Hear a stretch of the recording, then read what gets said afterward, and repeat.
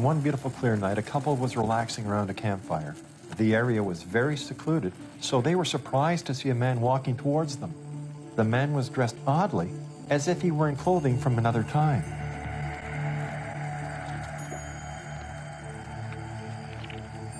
The figure continued to walk toward them.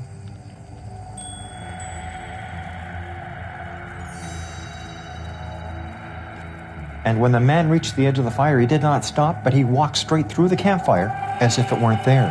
He simply kept walking, ignoring the flames and the people. The couple ran for their car, terrified by the encounter.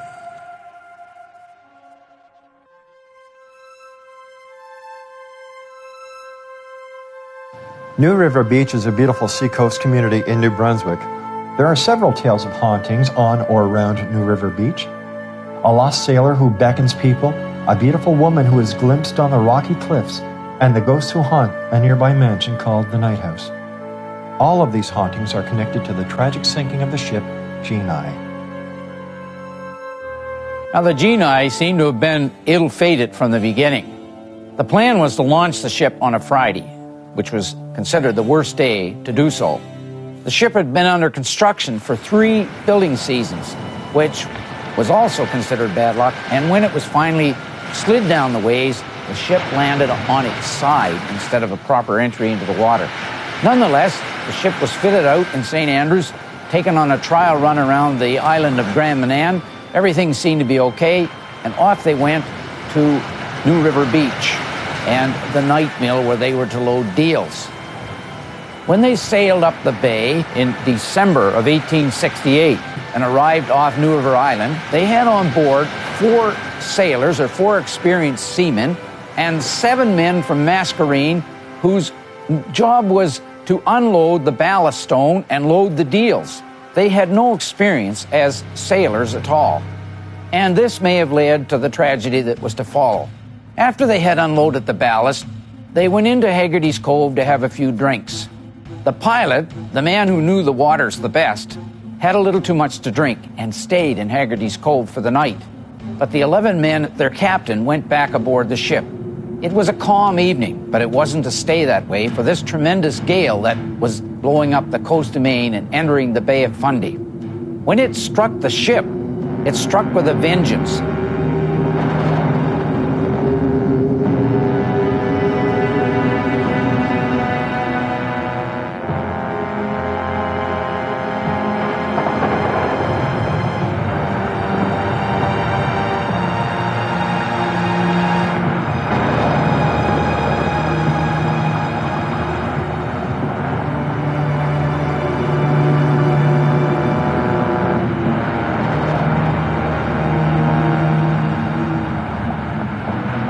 With only 4 experienced men aboard, it flipped over in the storm and dragged into the cove by Knight's Mill. There, 4 men were found the next morning in the cove. The rest of the men, they were found along the shore of New River Beach within the next day or 2. The Genii, when it came ashore, it was just in front of the Night House. And this was where the first 4 bodies were brought up so that the coroner could come from St. George and examine the bodies. One body, though, did not show up for about 6 weeks later. That was the body of John Ryu. And his body drifted in the opposite direction of tides and winds and ended up at what they called at that time Barnabas Point. Today, that particular area is called Dead Man's Cove. Almost immediately, stories began to be told about a ragged sailor who had been seen wandering the beach. Those who saw him claimed that he called out and beckoned them to come closer, but few did. The sailor seemed confused, as if he didn't know how he had come to be there.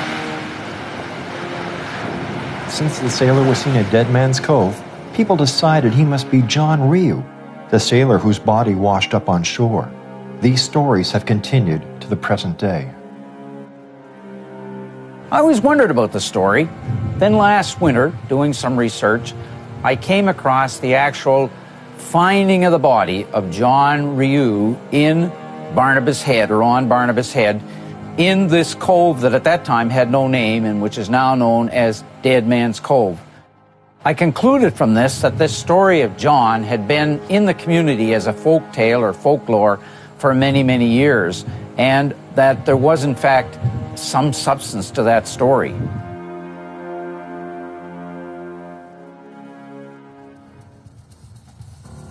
One woman submitted a very frightening report to the local police department. She was driving past New River Beach when she saw a man standing in the road.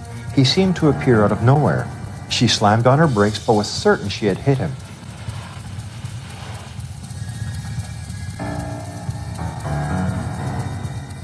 She ran from the car to see if he was injured, but there was nobody there. The van was undamaged, and the police later found no sign of anyone. The woman was very frightened and embarrassed. Ironically, this would not be her last encounter with the ghosts of New River Beach.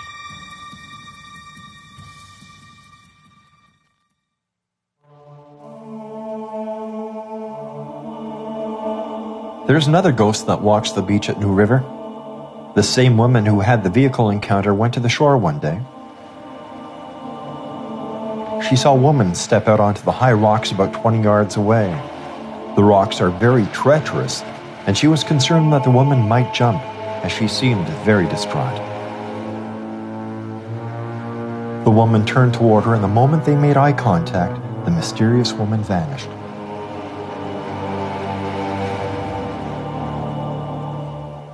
There have been multiple encounters with this mystery woman, who always seems to be glimpsed on the high cliffs.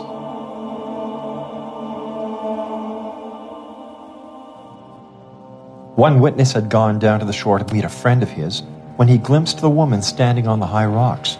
Fearing that the woman might be suicidal, he called to her and ran to stop her. Hey! Hey! Hey!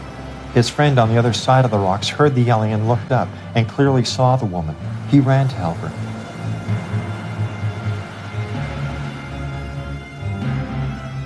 When the first man got to the top, he saw the woman vanish. He thought she must have jumped, but there was no sign of her on the rocks below.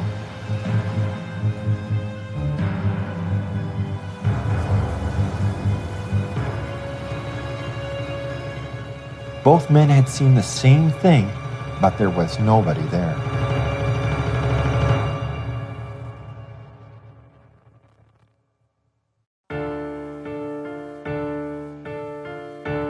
There is one possible explanation. Records in the area indicate that the wife of one of the Genai's crew was shattered by the loss.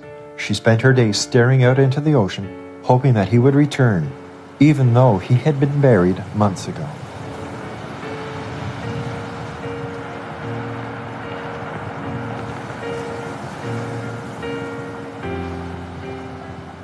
Eventually, her sadness became too much for her to bear, and she climbed these very rocks and threw herself off into the sea.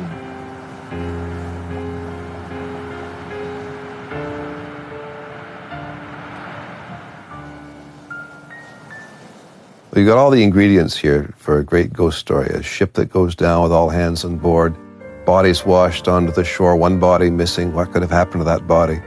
That body eventually sweeps up on shore as well. Then you've got a windswept beach, and over the course of time, lots of opportunity for people to either imagine ghostly figures walking down the beach at night because they're feeling kind of nervous and expecting ghosts, or perhaps to see some stranger walking down the beach and interpret this as the ghost of the dead sailor or the dead sailor's wife or lover. The beach is not the only haunted spot. Atop the cliffs is the night house, where the crew of the Genai was laid out. The house has remained haunted since that tragic day.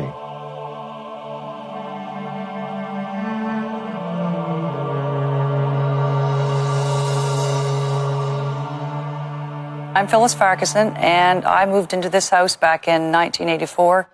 It was known as the Night House at that time. Phyllis recalled one very unusual experience. She had come home from work early and was exhausted.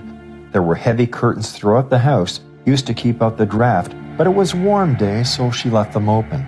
She hung her coat up and left the closet door open to air, and went upstairs. She was on the phone when she heard noises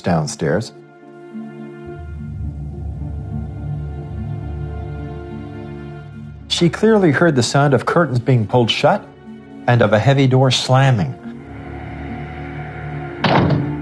She asked her friend to stay on the line and went downstairs to investigate. As she came down the stairs, the noises stopped and the house became completely silent. She discovered that closet door had been slammed shut and that the curtains had been pulled closed. She was the only person in the house.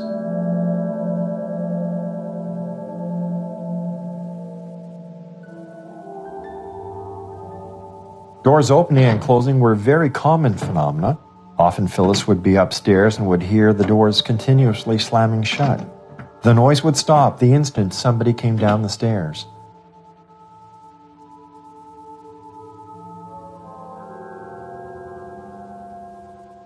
Things would move around in the house, too. You'd put something down and you'd go back for it and it wouldn't be there. Certain objects seemed to attract the ghost at the night house, especially antiques. Phyllis was brushing her hair with an antique brush she had been given. She set the brush down and left the room for a moment.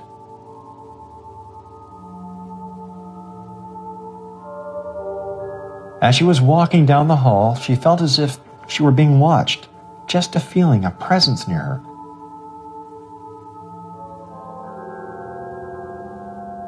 She turned back to her room and found that the brush had been moved from the dresser to the bed. This was not the first time that this had happened.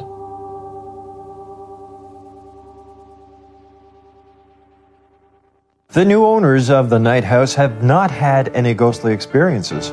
Maybe the renovation of the night house has allowed the ghosts of the genii to move on.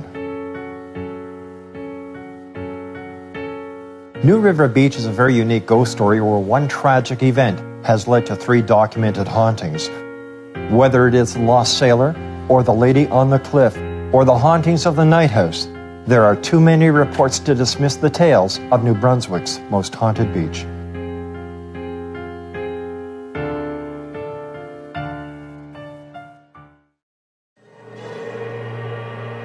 Bevan House, a beautiful home of the early 1930s, is now a landmark heritage building in Nanaimo. It's also one of the most haunted places on mid-Vancouver Island. In the basement of Bevan House is a storage area, a large room where they store boxes of pamphlets and brochures. Staff don't like going down there because when they do, often they hear heavy thumping overhead, as if somebody is dropping a very, very heavy object in the room directly overhead. Of course, no one is ever there. And one lady who heard these sounds for the first time ran out. She wouldn't come back into the building until she was assured that there was nothing there. Of course, there never is anything that people can see. Frank Bevan was born in New Zealand and arrived in North America and did very well in the lumber business. Ended up in Nanaimo, British Columbia. And in the 1930s, he'd done so well, he decided to buy a huge estate just north of town, and he built a fabulous house, but in the early 1950s, he died. And after that, the house was sold, and by the mid-1990s, it was in such bad repair, they were going to tear it down until the heritage people got a hold of it, and they decided it was worth saving. And so they did. They restored the outside of it, and the inside was converted to offices. Now, Bevan House is the home to Tourism Nanaimo. During the 1990s, a preschool used the Bevan House, and a very interesting phenomenon took place. Although adults never saw the apparition, many of the children in the preschool did. Well, one of the interesting happenings that's happened in the house was in the mid-'80s, when the house was used primarily as a daycare center and an after-school center. One of the leaders that had been working here for some time had one of the little boys come into the kitchen where the children were playing and coloring and such, and had asked where the little boy was, and he said that he was outside playing with the little boy with the red ball. She asked which boy that he was talking about, as the children were all accounted for. She asked him to draw a picture of the little boy. And she was shocked to see that it was the same picture that had been drawn by another 4-year-old 4 years earlier. At the time of the preschool, only the children had seen the apparition of the child with the white gown and the red ball. But many years later, one of the former adult employees of the preschool was in the building and happened to see something out of the corner of her eye, and then she saw a child with a white gown and a red ball running up the stairs. She remembered the stories that the children had told her, and she ran up the stairs looking for it, but absolutely no one was there. This is the first instance we know of a validation of what those children had seen many years ago. Didn't take long before people realized that this was probably one of the children of the Bevan's Chinese servant. It's important to understand that children, young children, are very poor at reality testing. They literally cannot tell the difference sometimes between what's fantasy, what's imagination on the one hand, what's real on the other. Lots of children have imaginary friends. But the young child actually believes and claims to be able to see the imaginary friend. It's all part of normal development. Gradually the child learns to tell the difference between fantasy and reality. If adults start to take this seriously, they may either think the child has some kind of mental disturbance, which isn't the case, or that there's literally some kind of ghost out there that the child sees. So one of the possibilities is that the suggestible teacher or adult says the child has seen something, the child has seen a ghost, forgetting that the child may have been fantasizing or forgetting that there may have been some normal explanation for this. Over time, naturally, then as people start to take this story seriously, all sorts of things tend to confirm it. It becomes impossible to dissuade people about it. They're convinced that they've had first-hand experience with the little boy and the red ball. Another interesting story was a while ago, some of our staff were working in an office here, and our offices have French doors in them that, as you'd expect to find in an old building of this kind. And all of a sudden they saw a flash and something hit the French doors with such force that it damaged the lead beading in the door. And they couldn't find what it was that hit the door. They never found, and there was nobody else in the building at the time. So just the staff, they presumed that the little boy with the red ball was playing with his ball and just wanted a little bit of company that day. The basement of Bevan House is very haunted, particularly the room where the servant family had lived. That's where the child that played with the red ball had lived and apparently still wanders, because people see things down there, out of the corner of their eye, shadowy shapes. Some have said they have seen the child with the red ball just wandering in and out of the rooms in the basement of Bevan House. People hear footsteps running up and down the stairs at Bevan House. Although some people just pass this off, some people can't. They're very unnerved by this. We've had some interesting experiences, the people that work here. A little while ago, my bookkeeper was working away in her office, and all of a sudden I heard this little ooh sound. What the heck? Get up out of my desk and walk over to where she is. And she's coming out of the office just as I'm meeting her. And she says, there's this little yellow powder all over everything coming from the ceiling. And I say, yeah, right, there's nothing that can come from the ceiling. And so walked into her office, and sure enough, the desk is covered with this little yellow powder. So we dusted it off, and she went back to work. I went back to my office, and I no sooner got back to my office and the same thing, oh, this sound.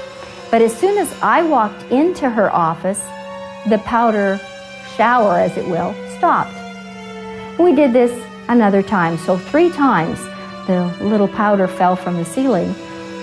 When Frank Bevan built his house, he put all the most modern fixtures inside, including beautiful ornate doorknobs. They're still there.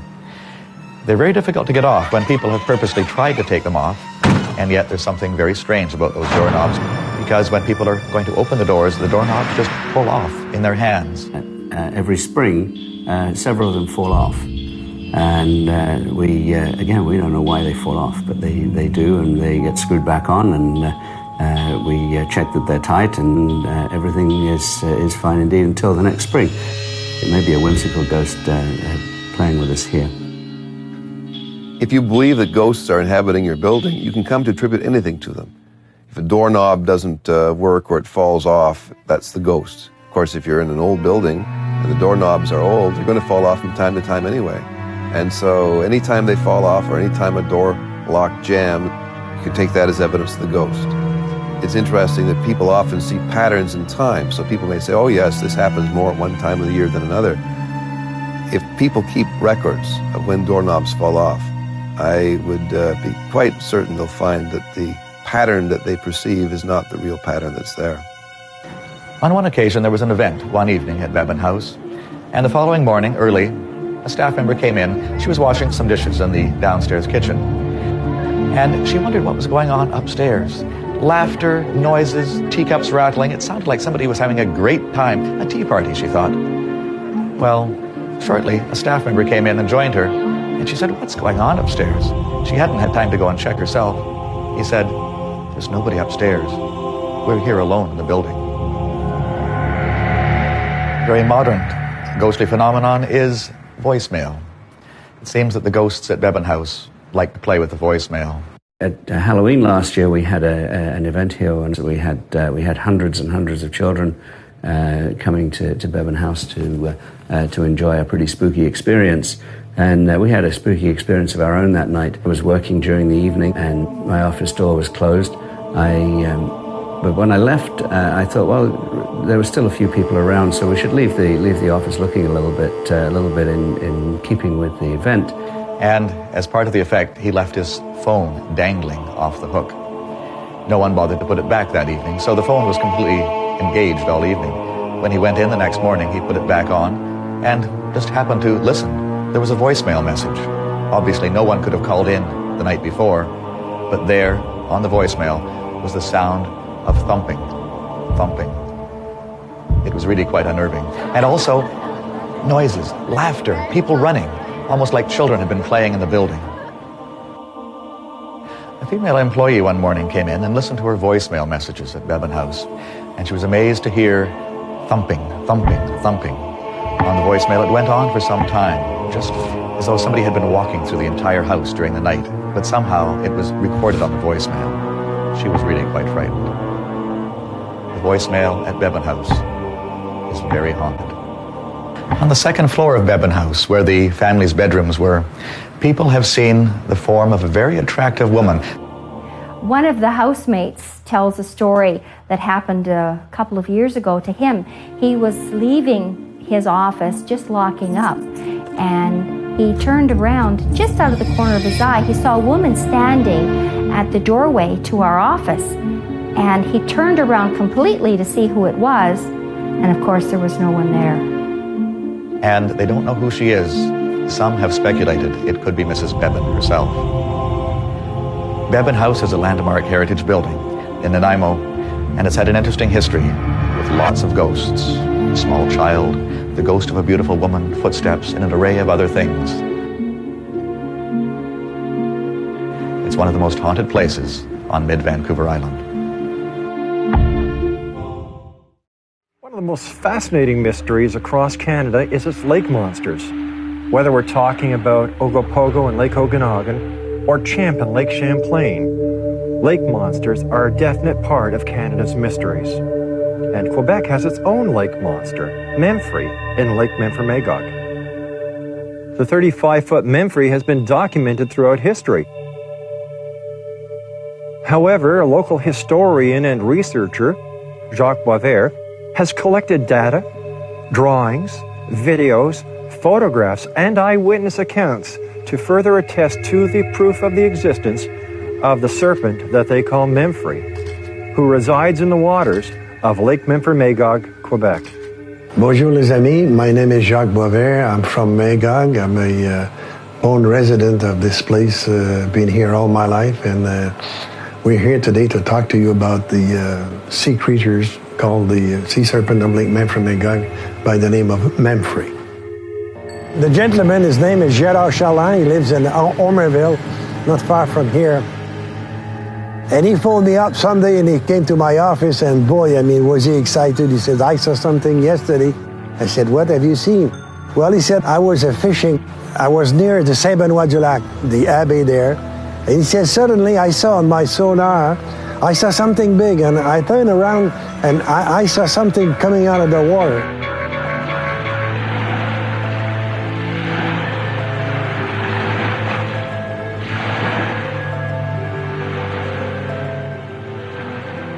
Not only said that we saw it, but we recorded it on a chart of his sonar.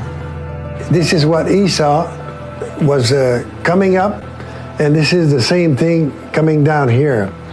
And he explained that it came up on surface and that he could see it. Photos and video are another example of the fleeting evidence that plague the world of the paranormal, especially when investigating a creature such as a lake monster. Videos are shaky, photographs are blurry. To the believer, it's evidence. To the skeptic, it's nothing else but a log in the water or a moose in the middle of a lake. Sometimes it's more exciting. People will want to see a lake monster, and they'll look for it, and they'll find something that satisfies that craving because it makes it exciting. But also basic perception is very important. I talked to an experienced bird watcher who told me that he was at Point Pelee Park with a whole bunch of other bird watchers, people who had long experience. And he saw a particular bird that wasn't supposed to be in Canada ever. And he saw it from a distance through binoculars. And other people came and they watched it. And they noted down what it was. I don't remember what the kind of bird it was. But he said as it got closer and closer and closer, they realized it was a Cessna aircraft. So when experienced bird watchers can be fooled in seeing an airplane as a bird, it's not hard to understand how inexperienced watchers can interpret a log or a shadow or something on a lake as a sea monster. And let's face it, it'd be exciting to see one. If there is a sea monster, I'd love to see it. So if I'm walking along the shores of Lake Memphremagog, for example, and if I really think that sea monsters exist, boy, I'd sure like to get one, get a picture of one, see one. That makes me all the more prone to suggestibility.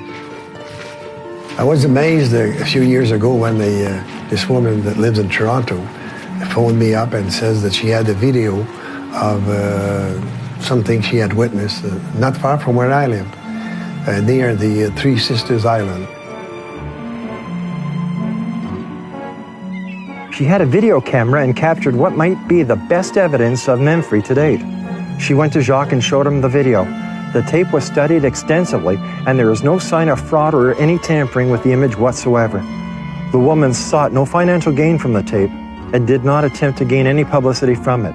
This tape stands as the best evidence that there actually is a lake monster in Quebec's Lake Memphremagog, known as Memphrey. We have over 200 sightings right now. Most of what the people would tell me would say, armed creature, snake-like, very big. They always speak about between 20 to 30 feet.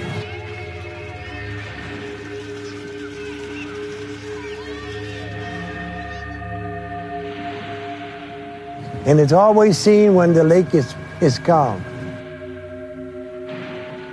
One of the most frustrating parts about investigating and researching a phenomena is lack of evidence. For example, lake monsters. If they exist, how come we've never found one of their carcasses? It's very simple. It sinks to the bottom. However, the scientific community will not accept the existence of a lake monster or Sasquatch without the proof of its existence being its carcass. Some glimpses of dead creatures have actually been seen. For example, the carcass that was brought aboard a Japanese trawler. Well, unfortunately, before the scientific community could actually do its investigation on this crucial piece of evidence, because it smelled, it was released and turned back into the sea. I don't take any hearsay, will say, sightings. If people tell me something, they have to sign a paper. Otherwise, I'm not interested in taking these sightings. Remember the story of the coelacanth that had been thought to have been extinct for millions of years, that was recently caught off the shores of India.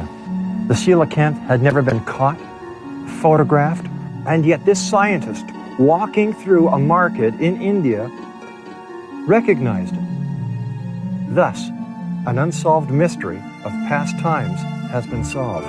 And maybe one day, people like Jacques Boisvert and his investigation will come up with the clue that will prove beyond the shadow of a doubt that Canada's lake monsters really do exist. There's quite a famous house situated in White Rock, British Columbia. It is the home of a well-known artist by the name of John Andretti. John is quite a famous artist. Famous people throughout North America have acquired his work. There's one other unusual side to John. John Andretti lives in a haunted house. John's experienced some very unusual activity in this house. One time, John was working up on the roof deck when he felt the presence of his wife behind him. And then when he glanced behind him, he realized it wasn't his wife, but the figure of a man wearing white coveralls. There was a man standing about 2 feet behind me as I painted, and he said to me, "What do you suppose you're doing here?" I said to him, "I'm painting my deck." John was beside himself. He couldn't figure out who this figure was. Who was the man dressed in white coveralls? And he turned and walked away. So I dashed down my stairs, ran to my front door, reached for it and pulled, and the door was locked. It was as if the fellow, the man was never there. Some people might be surprised that John didn't seem that astonished by finding a man in white coveralls appearing on the rooftop of his house. After all, John's home is a very popular spot for tourists. His home is in every guidebook in the area. He eventually confessed this experience to a neighbor, who in turn revealed the story of the house. Apparently, there was a painter who was painting the deck roof and suffered a heart attack and died there. We do know there was a death there, and possibly a spirit remained. Well, the Andretti house is a very eccentric place, deliberately so, designed by an artist. Artists are fantasy-prone almost by definition. Artists listen to emotion. Artists fantasize, use their imagination, blend it with reality to produce art. And so many artists are going to be much more sympathetic to the notion of ghosts than non-artists. So here you've got an eccentric house to begin with. I'm not sure exactly how the legend of the ghost began. It could either be some fantasy on the part of the artist mistaking other stimulation as being the ghost and then looking for a story to back it up and finding that someone had once died in the roof. Or it could be the knowledge of someone having died in the roof leading to speculation as to whether or not there's a ghost, and leading someone who has a good imagination to, again, interpret things in terms of a ghostly influence on otherwise normal events. But you put it all together, you've got an eccentric house, you've got something that starts to attract attention even from tourists, and a good ghost story certainly helps add to the eccentricity. On another night, John and his wife, Susan, were awakened by their dogs barking. Susan got up thinking there might be somebody at the front door. As she opened the front door, she was shocked to see a young woman dressed in a white chiffon gown and barefoot. She was standing on the other side of my glass door looking at me, and I was looking at her, and it was very, it wasn't really scary, but it was strange. And so I called for my husband, because I was a bit freaked out. So I called, and my husband was talking to her. She wouldn't respond. She just, stared at us. The young lady refused to speak.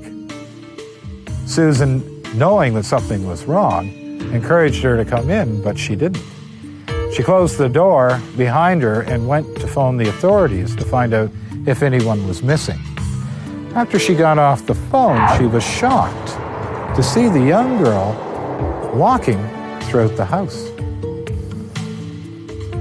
Eventually, the young girl made her way to the rooftop stairs.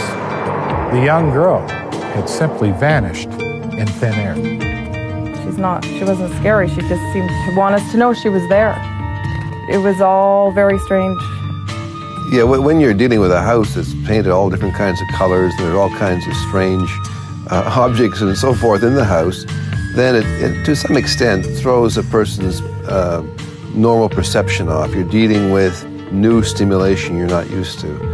And again, if there's any hint that there's a ghost story associated with this, that's likely to make it more easy to misperceive things and come to interpret them in terms of some kind of ghostly presence. One day while I was working, I thought I'd seen someone that was trying to take the tour of our home. She was dressed in white silken clothing, and I followed after her, and I could see the woman plainly. And when I followed up after her, she was gone. The spirits are attracted to this home And the grounds, because there's an energy of creativity happening here, may be one of the reasons why this young girl who appears in a white gown finds the need to enter the home at night. Sachs Fish and Chip restaurant in Keswick opened up in the 1950s. Since that time, it's become a very popular spot for locals arriving for dinner. However, now they have a new set of customers called ghosts. I feel there's a huge crowd of people behind me. I've never really experienced this before. Perhaps with everyone talking and all the energy that we're giving off, it's drawing the spirits closer to us. The night of the investigation, our psychic picked up about 14 different spirits here, I believe. Carolyn was very close to her uncle, Eddie, who cared for her. And when he passed away, it's quite possible that he ended up remaining her guardian in the restaurant.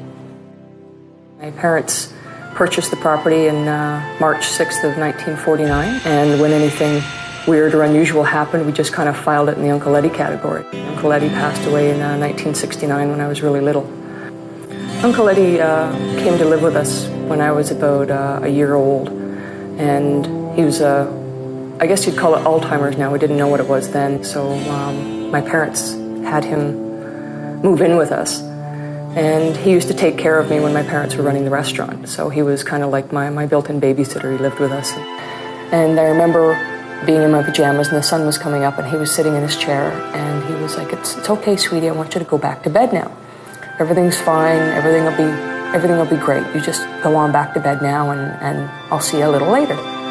So I went back to bed, did what I was told, went back into bed and I heard a little bit of commotion out in the living room area. A couple hours later, my mom came into my bedside and she knelt down and she said, honey, I just want you to stay in bed for a little bit because there's some men here and they've come to take Uncle Eddie away because Uncle Eddie died last night. It didn't bother me because I knew he was still here.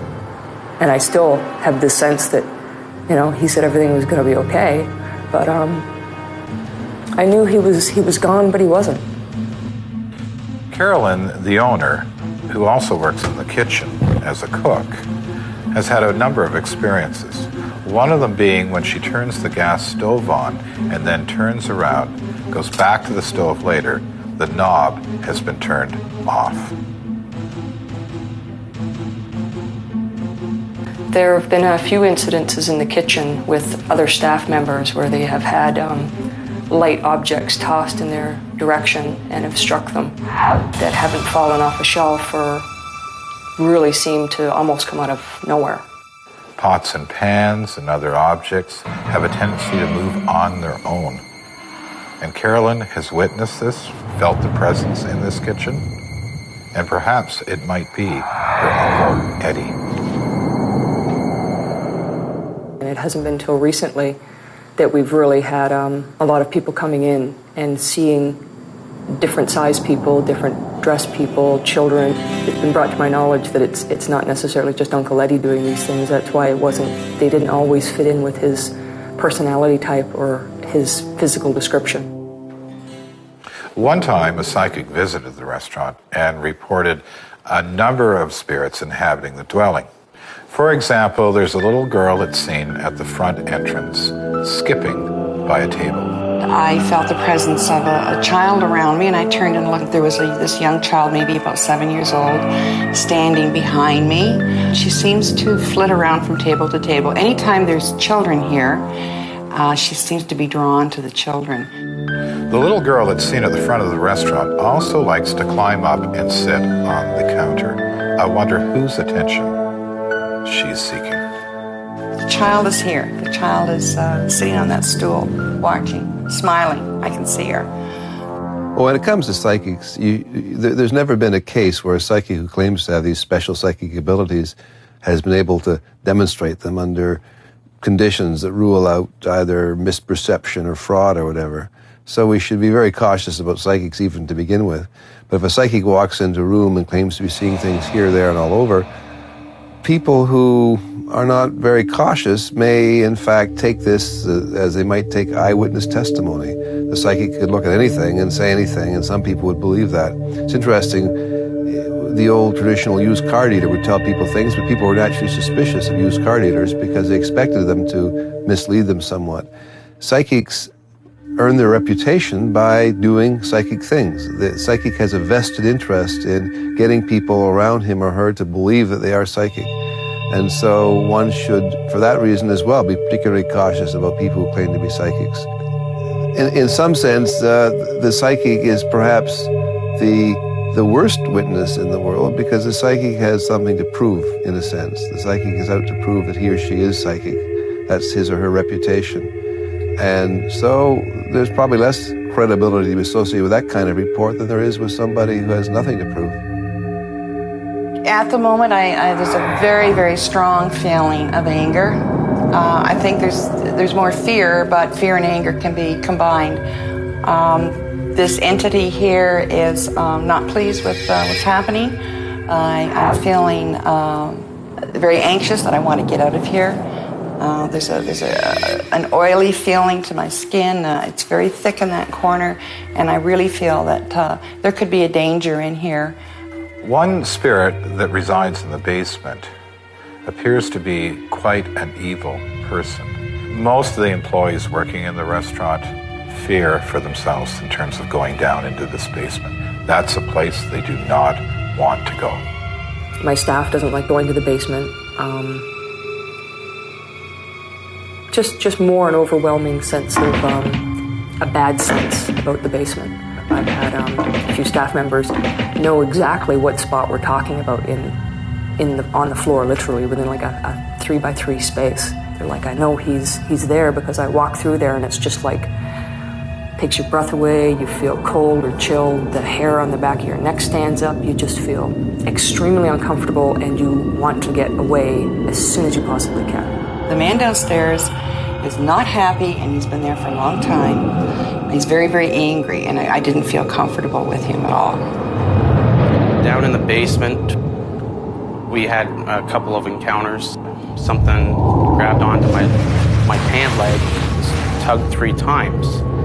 I just carried on, and about 30 seconds later, I felt a hand on my leg, and it squeezed 3 times. After that, I finished up what I was doing and went into the upstairs area. If there's a lot of activity within a home or a building of some sort, happiness, sadness, anxiety, whatever, the energy lingers.